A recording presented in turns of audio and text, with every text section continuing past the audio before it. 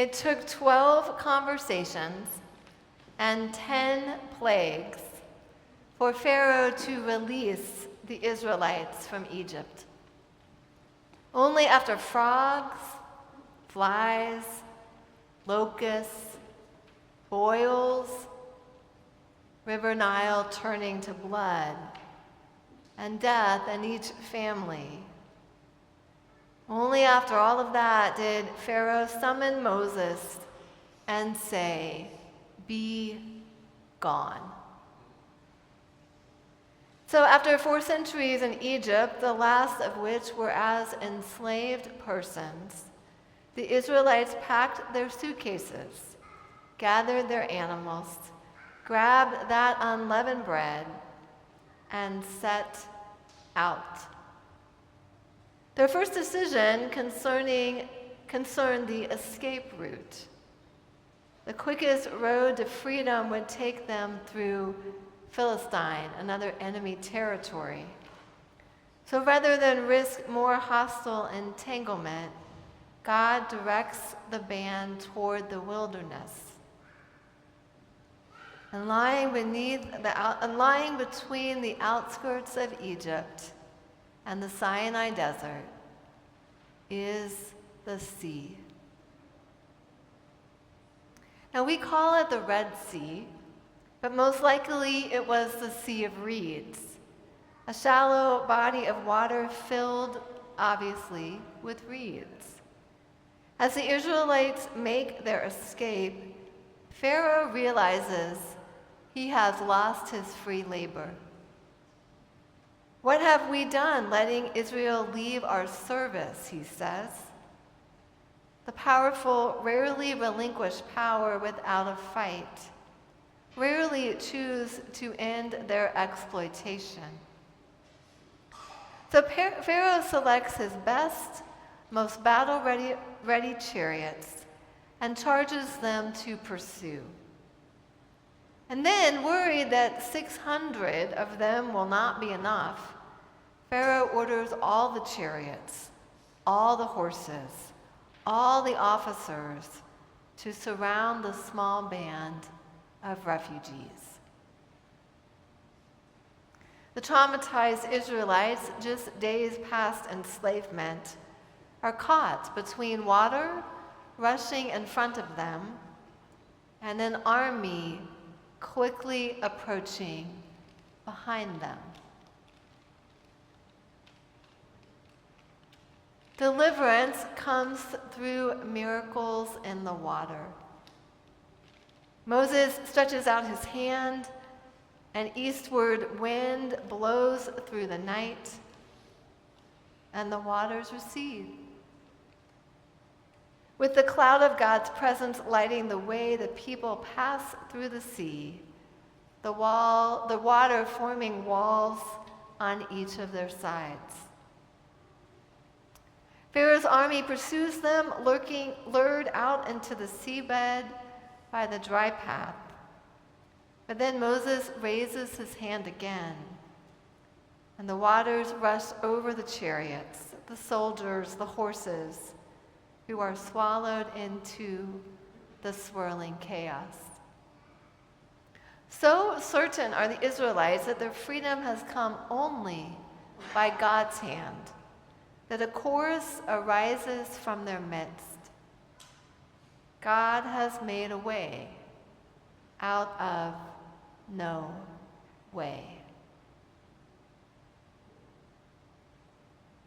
God has made a way out of no way. It is the refrain of faith, a declaration of survival, a statement of God's goodness, keeping our safety. Our backs were against the wall, the path was blocked, we had no possibility of escape, but somehow we made it through the waters. We are still here. A way out of no way, carved by our powerful God. Now, throughout history, there are multiple examples of this way out of no way God. As Albert Wynn tells it, Howard Thurman grew up in Daytona Beach in the years of racial school segregation, where the schools for African American school children ended in 7th grade. The only high school available for African American children began in 9th grade. So you can see the problem. There was no way. But a principal taught young Howard Thurman the 8th grade over his lunch period. The school superintendent agreed to examine him, and Thurman passed the examination. A way made out of no way. When Nelson Mandela, sitting on Robben Island, sentenced for life, spending his days carrying rocks from one pile to another, and then the next day doing it again in reverse. How does one survive a life sentence of senselessness? There is no way.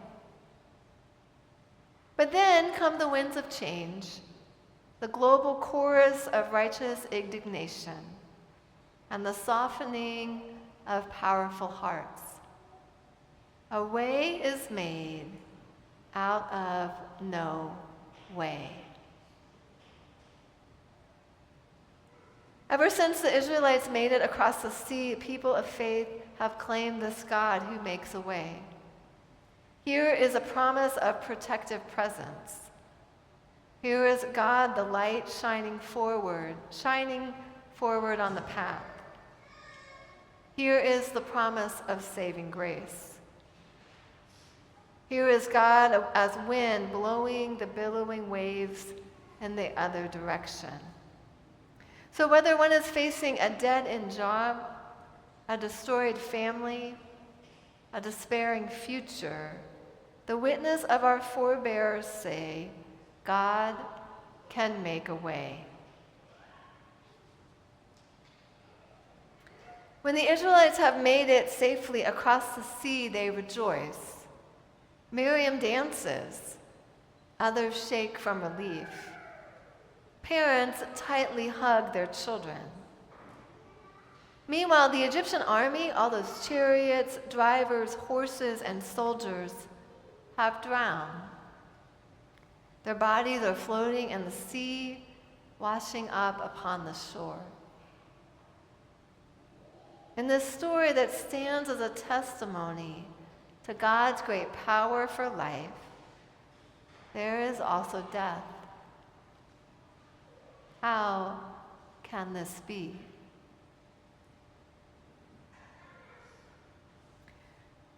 One extra biblical story within the Jewish faith recounts God weeping as the angels rejoice at the Israelites' rescue, weeping at the loss of soldiers who were also brothers, husbands, sons. As Martin Luther King Jr. preached, no one, least of all God, rejoices at the death of a human being. Yet something else is defeated this day amid the sea. Evil is conquered. A death of any illusion that God condones Pharaoh's cruelty. Pharaoh's exploitative way of life drowns that day. His evil designs no match for God's goodness. And while that sea of reeds will not be the last battle between good and evil, tyranny and freedom, it is a moment that we can cling to. A high point of deliverance that shapes us still today.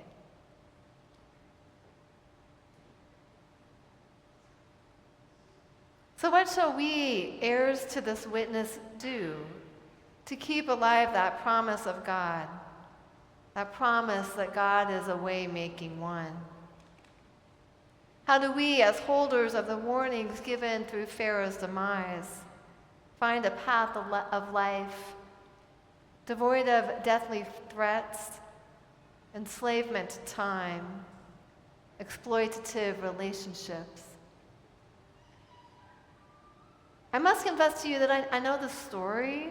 Like you, I've seen the movie. I know the mantra, this refrain by which God will now introduce God's self to future generations. I am the God who heard the cries of my people and rescued them. And yet, sometimes I struggle to believe it, struggle to access that awesome power, to lean into the promise that God creates for us a path of life. For modern day versions of Pharaoh's armies do pursue us. There's a climate crisis born of our own exploitation, a political crisis born of our acquiescence to meanness, blaming, and complacency. There's a relentless pace to life where every moment can be a commodity.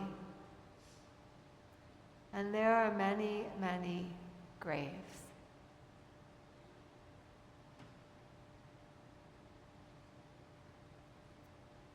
Biblical scholars note that creation themes are deeply embedded in this rescue story. The sea parting, the phrase used is the same one that we read in Genesis 1, where the chaotic waters are parted and the dry land appears.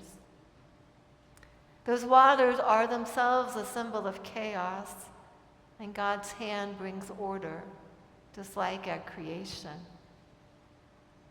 The Israelites enter the water with one identity, enslaved people, and they emerge on the other side with a new identity, the redeemed of God. The path God makes is one of transformation, a path out of death into new life, and it beckons to us still. Among those extra biblical stories surrounding the Exodus is one that adds another angle to that moment at the edge of the sea. The people of God have raced to the river. Pharaoh's chariots are close on their heels. Moses raises his hand to part the water, and nothing happens. The people look over their shoulders, they're terrified, the army is getting closer. So Moses lifts it again, higher this time, and nothing happens. Now the chariots and the soldiers and the horses are so close, the Israelites can sense, they can feel their breaths. They can hear the horses beating down. And so in desperation, Moses lifts his hand a third time, as high as he can, and the waters part. He glances down to his side and he sees it is because someone has put their toes in the water. Someone has taken a risky first step. We follow a God who protects, who leads, who makes a way when there is no way, who calls us into new creation. Let's touch our toes in the water. Amen.